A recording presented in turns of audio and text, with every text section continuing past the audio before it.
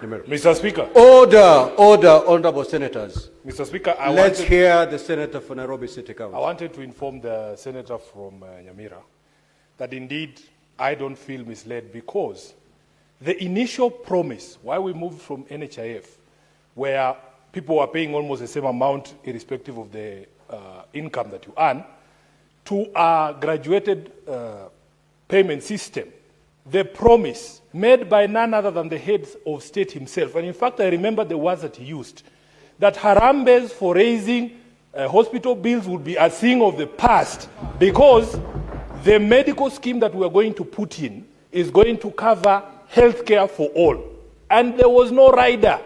At that particular moment in time, nobody told us, Honorable Speaker, that it would be for 10% or a portion.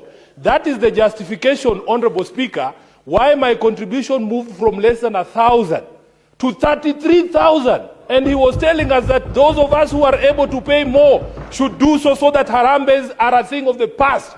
Are Kenyans still holding harambes to fund Medicare? Yes, they are. Therefore, SHA is not working. Thank you, Honorable Speaker. Now, honorable senators. Honorable senators.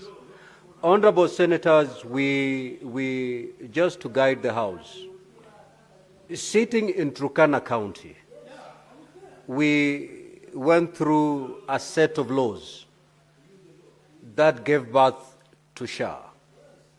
And therefore, the matter of SHA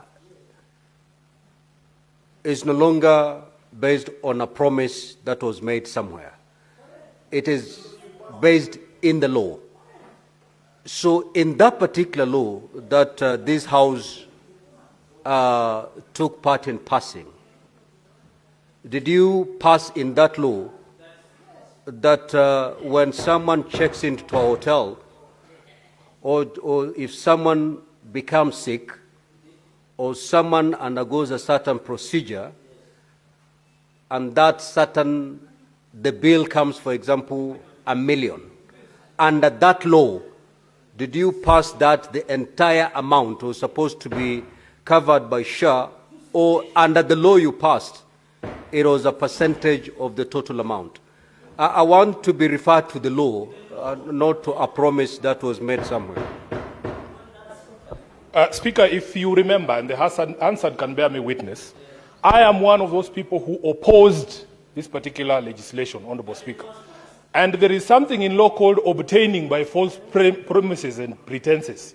Speaker, even as late as 2 weeks ago, the President was telling Kenyans that if you go to hospital and you are asked for money, you report that person to the nearest police station. So, on what law was he basing that promise? He must understand, Honorable Speaker, that when you speak from the office of the President, that is not a position. In fact, the law is that you are not allowed to give information that is misleading under the Public Officers Ethics Act.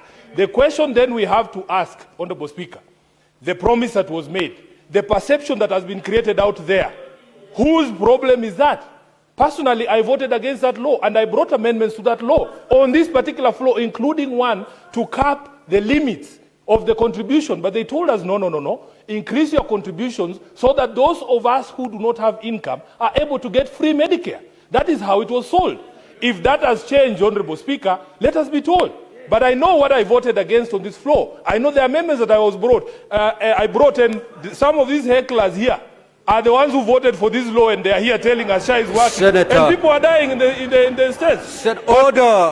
Order, honorable senators, order. Now, Senator for Nairobi City County, kindly withdraw the word heckler.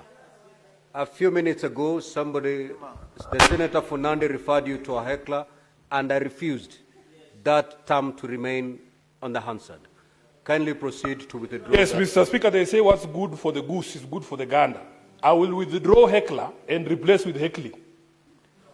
Very well. Now,